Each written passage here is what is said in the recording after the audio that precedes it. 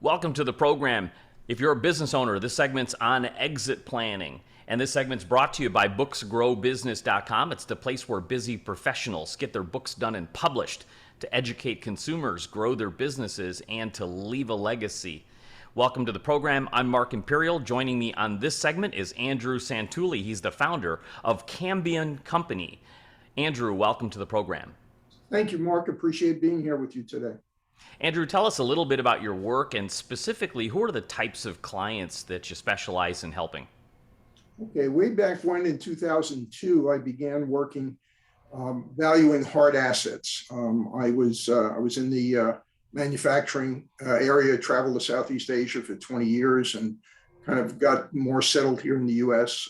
I did work for banks back then. I had taken a number of courses in real estate and in other assets. So I did bank valuations. I looked at inventory. I looked at machinery and equipment. I was in the auction business for a while, setting up auctions, etc.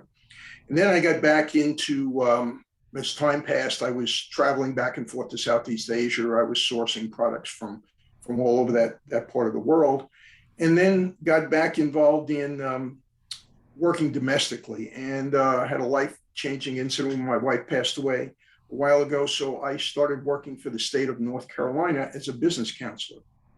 And I've been in that position for about 11 years. And it's a university-based position. And we help people, small businesses grow. And it's funded by SBA in the state of North Carolina. And during that time, my interest went to helping people start businesses and then more involved in transition in selling businesses. So for the last 6 years, about 90% of my clients have been those individuals who are preparing for transition to sell their businesses. A little over a year ago, as I continue to improve my knowledge and information, I read a couple of books. One of them was the $10 trillion opportunity, speaking about how many people would transition from the baby boom generation. From there, I then got interested in the Exit Planning Institute, be it with Chris and with his son, Scott Schneider. I read their book, Walking to Destiny. And about a year ago, I became certified as what's known as a CEPA, Certified Exit Planning Advisor. So now as I retire from the state of North Carolina in the next month or so, I'm going back into Cambium full-time. And my client base, my target audience, is going to be those individuals interested in transition. And it's a process. It doesn't happen overnight. If you already have somebody with you and you're ready to transition, maybe you can do it in six or 8 months, unless it's a fire drill. But it's a 2 to 3 year process. I've had clients I've worked with for almost 6 years before they made the transition. Kind of gives you an overview of where I've been and what brings me to where I am today. So tell us a little bit about the transition phase. Are these business owners really, do they give it much thought? Are they prepared for it? Or what are their preconceived notions about it? Most people are frightened by it, okay? Transition, almost to them, their business is their child. They birthed this child and they brought it up through its life cycle. And now you're talking with them about having a conversation about moving on. And that also brings up the idea of their termination. So it's frightening for some people to talk about the process. It's not uncommon to begin a conversation and then someone goes dead for a year or 2 years before they'll come back and talk to you because you're frightened. They really don't want to talk about this particular topic. So that's why it's a long process. But really what it is getting in there and helping the business owner work towards transitioning. In many cases, in many of the businesses I started working with in the state were under $1 million. And you really can't sell a business under $1 million. You basically have a job and you're transferring a job. My primary clients now are between $5 and $20 million. So now you have something that you can sell and has value. So what's really going on is you're sitting down with them, helping them understand what they have available to them and helping them pull themselves out of the business. Because often business owners are the business. you really have to help them, what we call commoditize their business. If you are the principal salesperson, if everybody comes because they want to talk to Mark, it'd be difficult for Mark to sell his business, because when Mark's gone, the people have no one to speak to. So you really have to work with them and help them understand how they make that transition from working in the business to on the business. And that's a term I use 100 times a day with clients.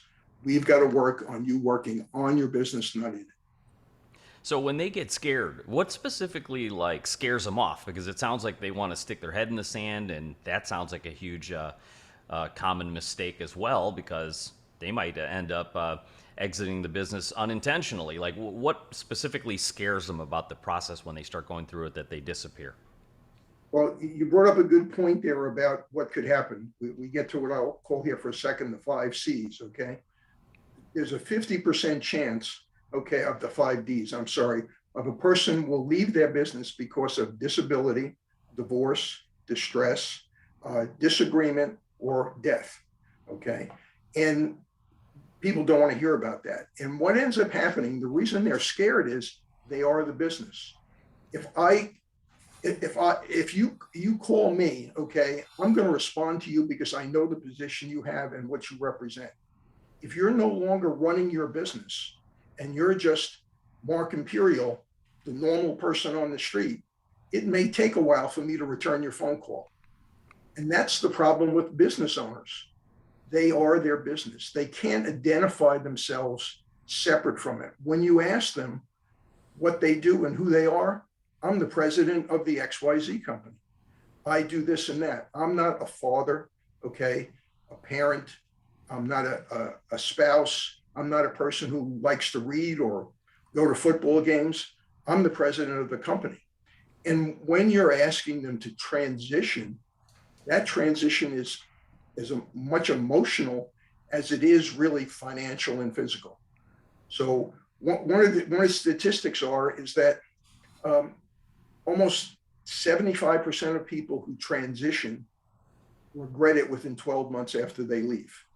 The reason being is they haven't thought about life after their business. So that is what we face on the front end. It's almost like being a psychologist. I have a person who works with me who is a psychologist, and he sat in on, in the last month or so, sat in on 3 of my client meetings. And 2 of those clients asked me his opinion and want to know if they could meet with him again after, because he was able to bring to them some insights that helped them move through this process. So it really sounds like a case of I have a hard time letting go, which is why they want to stay in their chair and on the phone and doing what it is they do, and don't even want to think about the subject of replacing themselves, is what it sounds like. Is that like one of the biggest pitfalls or mistakes that you see business owners making when they're considering exiting, or can you think of another, or could you bring up another maybe big mistake everyone makes? That's one of them. Okay, another one would be is underestimating or overestimating the value of their business. Many people have never taken the time to try and really look at what the business is worth. Now, their business is not necessarily worth what's on the balance sheet. That's a fraction of it. The real value of your business is what we call the intangibles, or the 4 C's. Okay, that's really looking at your human capital, your customer capital, your structural capital, and your social capital. Do I have the right people in my business? Okay. One other business book talks about getting the right people on the bus and putting them in the right seats. If you don't have the right people working for you and with you in your business, and you go to sell the business, there's a lot of value that you have an opportunity you've missed. The other one is your customers. What is my customer base like? Do 2 people or 3 people represent 80% of my volume? That business has little value, because when Mark leaves and one customer was tightly associated with you and they represent 40% of your volume, high likelihood they'll go to someone else. The more valuable businesses are those where no one customer is more than 20%. That's the magic number, but usually 10% of your volume. The next one is structural capital. Do I have good accounting systems? All right. Are my operations working well? Do I have the right machinery and equipment? Do I maintain it, et cetera? And then the last one is your social capital. What is your name like in the marketplace? When I mention the name of you or your radio station or what you do people say, oh, I had a bad experience with him? I really don't think I'd want to go back there. Or do they say, yeah, that was a real positive experience. That's someone and a business I want to work with. So that's really what you have to help them understand, because often they'll look at their balance sheet and they'll say, oh, my sales last year were $4 million. And I know that people get multiples of 3 in this industry, so I should get $12 million for my business. But three customers represent most of your volume. Your business isn't worth much of anything. So it's an education process. And from day one, that's what we do. Walking to Destiny. One great thing about that book is it created a structure and a framework around what is normally done and what goes on in business. And one of the first things you do is the discovery process. You help the owner understand what their business might be worth in the marketplace. The other thing is you help them understand, okay, what their role is, and is their business ready to transition, and are they ready to transition? Really terrific insights. Andrew, before I ask you my last question, is there anything that I didn't think to ask you that you feel is really important to share with business owners considering transitioning in the near future? It's not a quick process. All right. People say, well, I'm only 60 or I'm only 65, so I'm not ready to retire yet. What I've seen as a change, we talk about the baby boomer generation. I've got not as many, but I've got at least a half a dozen clients who are millennials. The world is changing. I've got a gentleman who's got an IT business, and he told me, he said within 3 to 5 years, and he's in his early 40s, he wants to sell his business and spend 2 years traveling the world and then coming back and starting another one. So one thing we want to look at is that this is not just people in their 60s and 70s. There are other people who are considering transition. And this is a process, and it doesn't happen overnight. Don't wait until you're 64 or 65. One of the 5 Ds is liable to get you. And nobody gets out alive, but maybe you can transition out of your business while you still have life left and you can enjoy the rest of your life. Sage advice. Andrew, for business owners listening who would love to speak with you, how can they find you and connect? Okay, my company is known as the Cambium Company, Cambium. Okay, we have been around since early, I don't know if anybody can, that doesn't work. No, it doesn't. We've been around since 2002. You can reach me at andrew@cambiumcompany.com. That's CAMBIUM company, no space between them.com. We'd be happy to speak with you. There's no obligations. First hour, we'd be happy to just have a general conversation and see if this is something that you're interested in and if we can help you. There are plenty of other people out in the world that are doing the same thing we are. All right. But we're just one of many. We have our way of looking at it, and we'd be happy to work with someone if they'd be interested in working with us. Thanks to Zoom, I'm not limited in geography. I do have some clients in California and in New Jersey, and I'm here in the Carolinas. But we're able to move around and do work with people in a variety of places. So call us, speak to us. There's no obligation. We'd just be happy to see if we can help you. Andrew, this has been terrific. I really appreciate you taking the time to share with my audience today, and I wish you continued success for you and for all of your clients. Thank you very much, and I appreciate your time today, Mark. And hopefully when you're ready to transition, you'll remember us.